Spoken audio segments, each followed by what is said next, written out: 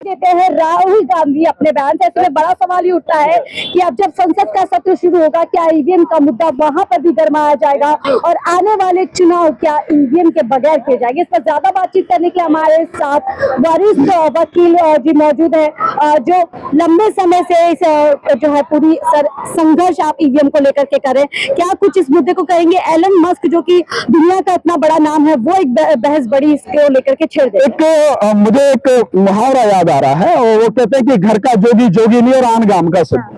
मतलब हम इतने दिन से ईवीएम के खिलाफ संघर्ष कर रहे हैं, बता रहे हैं कि ईवीएम में किस कदर बेईमानी है, धोखाधड़ी है और ईवीएम के माध्यम से मोदी किस तरह से चुनाव जीत के सत्ता में बार बार हो रहा है। और इस बार भी साफ साबित हो गया कि 10 जून को जो रिपोर्ट आई है दवायर की, जो सिद्ध करती है, जो ये कहती है कि 140 सीटों पर जितनी वोटें पड़ी थी उनसे ज्यादा वोटें निकली हैं। इसके बाद तो कुछ रह नहीं जाता। अगर उन 140 सीटों को हटा दो तो मोदी कहां जाएगा, कहां पड़ेगा? 100 सीटों से नीचे समझ जाना। और यही सारी चीज थी, हम भी यही कैलकुलेट कर रहे थे कि 100 सीटें नहीं आएंगी, 100 ± 20 इतनी सीटें आएंगी और बाकी सारे भी जो लोग।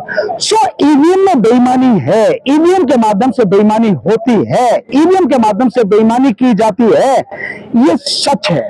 और मैं समझता हूं अगर एलन मस्क ये बात कह रहे हैं और राहुल गांधी जी कह रहे हैं कि ईवीएम ब्लैक बॉक्सेस की जांच नहीं हो सकती, तो मैं समझता हूं राहुल गांधी जी को संसद में जबरदस्त तरीके से पूरे विपक्ष को इकट्ठा करके इस ईवीएम के खिलाफ में आंदोलन करना चाहिए, लड़ाई करनी चाहिए। नहीं तो इन बातों को कहने का कोई अर्थ नहीं है। और अभी भी 3 या 4 राज्यों में चुनाव होने वाले हैं। अब जम्मू कश्मीर को भी कह रहे हैं कि वहां भी चुनाव की बात है, तो अगर जम्मू कश्मीर को कह रहे तो इसी साल अक्टूबर के आसपास में 3 राज्यों में चुनाव होने हैं, 4 राज्यों में चुनाव होने हैं। जम्मू कश्मीर हो गया, हरियाणा हो गया, झारखंड और आपका महाराष्ट्र हो गया। ये चुनाव अगर ईवीएम से होंगे तो मुझे पूरा संदेह है कि मोदी जबरदस्त तरीके से इलेक्शन कमीशन के माध्यम से बेईमानी करके इस चुनावों को जीतने का प्रयास करेगा, ताकि ये बता सके कि लोग मेरे साथ में है, पब्लिक मेरे साथ में है। सो इन सारी चीजों से बचने के लिए विपक्ष की जिम्मेदारी है। विपक्ष के तमाम बड़े नेता जो भी अलग अलग पार्टियों के हैं, चाहे कांग्रेस के हों, चाहे टीएमसी के हों, चाहे वो समाजवादी पार्टी के हों और चाहे नीतीश के हों, चाहे वो चंद्रबाबू नायडू के, ये सारे के सारे इन सबका फर्ज है कि ईवीएम को खत्म करने के लिए आंदोलन करें। लेकिन सर भानु जी, हमने देखा कि किस तरीके से ईवीएम को लेकर के लगातार जो इलेक्शन कमीशन है वो जवाबदेही अपनी बताता रहा और उन्होंने तो चुनाव के बाद भी कहा कि आप 5 साल के लिए ईवीएम का पीछा छोड़ दीजिए। कहीं ना कहीं ये बताते कि आप लोग बेवजह का जो ईवीएम पे अपना ठीकरा फोड़ते हैं। तो वो उसके कहने से ये थोड़ी है कि जो वो कह रहा है वो सच है। जो इलेक्शन कमीशन बेईमान है, ये मोदी जो उस दिन 16 जून को कह रहा था कि भाई अब तो ईवीएम मर गई या जिंदा है, ईवीएम जिंदा है तभी तू यहाँ जिंदा है, ईवीएम जिंदा है तो तू संसद में बैठा है, जिस दिन ईवीएम खत्म हो जाएगी उस दिन मोदी की सत्ता खत्म हो जाएगी। सो ये जो बातें हैं, ये बातें वैसे ही नहीं, बेवजह नहीं है। आप देखिए जगह जगह से सारी चीजें निकल कर आ रही हैं और सब सामने आ रहा है कि ईवीएम में किस कदर बेईमानी और धोखाधड़ी की जाती है, उसी के माध्यम से जीत के आ रहे हैं। हम तो बार बार कहते हैं कि अगर वाकई में लोग इसके साथ में तो बैलेट पेपर से चुनाव कराइए ना, मोदी को औकात पता लग जाएगी। तो अगर लोग तेरे साथ में तो तू जीत के आएगा, और अगर तेरे साथ में नहीं है तो पता लग जाएगी कितने लोग तेरे साथ में हैं। मैं दावे के साथ कहता हूं अगर बैलेट पेपर से इस देश में चुनाव हो जाए तो मोदी और बीजेपी 40 सीटें पार नहीं कर सकती। लेकिन इस बार 240 पे अटक गया और मामला पहुंच जाता है महाराष्ट्र की सीट पे, जहाँ पे 48 वोटों से हार जीत तय हुई है। अब उसको लेकर के नहीं तो आप देखिए ना वो किस तरह से भाई वहां पर जो बेईमानी हुई है, रिकाउंटिंग जो हुई है, रिकाउंटिंग में आप देख क्या रहे हैं कि जो ओटीपी है मशीन को खोलने की, वो किसके फोन पे आनी चाहिए, वहां से लिंक किसका होना चाहिए? स्वाभाविक आरओ का होना चाहिए, रिटर्निंग ऑफिसर का होना चाहिए। रिटर्निंग ऑफिसर के अलावा कौन हो सकता है जिसकी पहुंच वहां तक है? लेकिन वो जो ओटीपी है वो आती है रविंद्र वायकर, जो सिंधे गुट का जो एमपी जो जीता 48 वोटों से, उसके साले के मोबाइल फोन पर। इसका मतलब है कि सब मिले हुए हैं और इसी बात की शंका जाहिर है कि जो यहाँ हो सकता है एक सीट पर, वो कहीं भी हो सकता है। और इसीलिए जो अब आप ध्यान कीजिए कि 10 जून को जो दवायर की वो है कि 140 सीटों पर जितनी वोटें पड़ी उससे ज्यादा जो है वोटें निकली हैं, तो साफ समझ में आ रहा है कि बेईमानी है। लेकिन राहुल गांधी बोलेंगे कब? जब एलन मस्क बोलेंगे।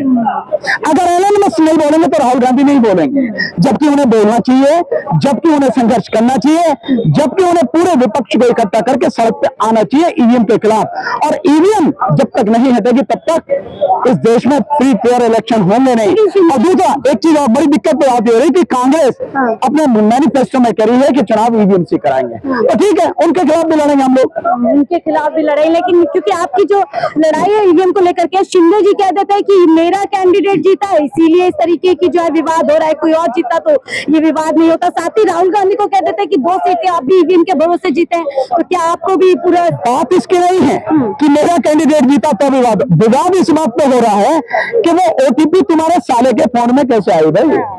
वो रिटर्निंग ऑफिसर पे आनी चाहिए थी, या काउंटिंग ऑफिसर जो भी है, डीएम है, एसडीएम है, उनके उस पर आनी चाहिए थी। एक कैंडिडेट जो लोकसभा में कैंडिडेट है, जो हार चुका है 681 वोटों से, उसके बाद दोबारा से गिनती हो रही है, उसके साले के उस पर ओटीपी आ रही है, क्यों? इसका क्या मतलब है? ये बात इस बात को सिद्ध करती है कि बेईमानी धड़ल्ले से हो रही है, और इसी तरह से पूरे देश में भी बेईमानी हुई है। तो वायर की रिपोर्ट मैं मानता हूं कि बिल्कुल सही है। ठीक है सर, भानु जी, अब संसद का सत्र चल रहा है, ठीक है, हम देख रहे हैं कि पहला दिन होता है, शपथ दिवस होता है, और किस तरीके से पीएम मोदी शपथ लेने जाते हैं, संविधान की कॉपी दिखा करके विपक्ष उनको कहीं ना कहीं बता रहा है कि संविधान के चलते ही आप 240 पर सिमट कर आए, और आगे यदि आप उसका और अपमान करते हैं तो आगे और हालत खराब। नहीं, अगर आप देखेंगे तो सही मायने में मोदी को 100 सीटें नहीं मिली। ये तो आप देखें ना वायर की रिपोर्ट को, मैं फिर उसका जिक्र कर रहा हूं, 140 सीटों पर जितनी वोटें पड़ी उससे ज्यादा निकली हैं। 2 करोड़ वोटें बढ़ाई गई हैं, 6% वोटें कैसे बढ़ा दी गई भाई? जितने आप देखिए, कंप्यूटर आपके पास में है, जिस समय फॉर्म 17C भरा जाता है उसके तुरंत बाद, यानी आप ज्यादा 7 बजे, 8 बजे, 9 बजे तक रात को उतने, उसके बाद में सारा डाटा आपके पास आ जाना है। जब डाटा सारा आपके पास आ गया तो वो डाटा बढ़ कैसे गया? जब 5 चरण का मतदान हो चुका, उसके बाद में आ रही है कि 1 करोड़ 7 लाख वोटें बढ़ा दी गई। और जिस तरह से वोटें बढ़ाई गई हैं, जिन जिन क्षेत्र में बढ़ाई गई हैं, उन वोटों के बढ़ने से ये रिजल्ट है। अन्यथा तो मैं कह रहा हूं कि मोदी तो अगर ईवीएम से भी ठीक से हो जाता चुनाव तो 100% मर्यादा।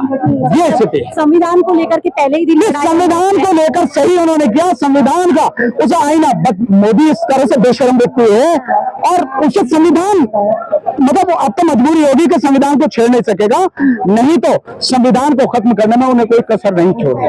और आप उसका देख लीजिए कि संविधान के प्रति कितनी अच्छी श्रद्धा है। एक तरफ तो संविधान को माथे से लगा रहा है 16 जून को जब एनडीए की मीटिंग, और दूसरी तरफ 4 तारीख से पहले 3 तारीख की रात को ही बाबा साहब डॉक्टर अम्बेडकर की प्रतिमा को संसद परिसर से हटा दे रहा है, महात्मा गांधी की प्रतिमा को हटा दे रहा है, शिवाजी महाराज की प्रतिमा को हटा दे रहा है। इसी से ये बात साबित है कि उस व्यक्ति की नजर में सत्ता महत्वपूर्ण है, संसद, संविधान, लोकतंत्र किसी का कोई महत्व नहीं है। अगर उसका दाग पड़ जाए तो संविधान को 1 मिनट में खत्म कर दे। इसीलिए जो विपक्ष ने उसे दिखाया है ना कि भाई ये जो संविधान है इसको देखते ही चलना है, बहुत अच्छी बात है। संविधान को देखकर वो नहीं चले तो विपक्ष को संसद चलने नहीं देना चाहिए, सरकार को चलने नहीं देना चाहिए, उखाड़ कर फेंक देना। सर, आखिरी सवाल लूंगी, संविधान को वो भी याद कर रहे हैं कि 25 जून को किस तरीके से 50 साल जो है इमरजेंसी को हो जाएंगे, और संविधान को कुचलने का काम उस समय में किया गया था, तो क्या लग रहा है इस तरीके 10 साल से ये कुचली तो रहा है। वो तो फॉर्मली बाकायदा डिक्लेयर की गई थी इमरजेंसी, इसने तो बिना डिक्लेयर किए लोगों को बंदी बना के रख दिया, सारे संवैधानिक संस्थान है उनको गुलाम बना लिया। कोई भी डिपार्टमेंट ऐसा नहीं है जहां उसका गुलाम ना हो, सारे मीडिया को गुलाम बना लिया। डिक्लेयर किए बिना ही 10 साल से इमरजेंसी तो लगा रखी है, और क्या करेगा? लोगों के खिलाफ झूठी एफआईआर करना, लोगों को जेल में बंद करना, कानून में परिवर्तन करना, जो मन में आए वो गुंडागर्दी इसने 10 साल की और किया क्या है।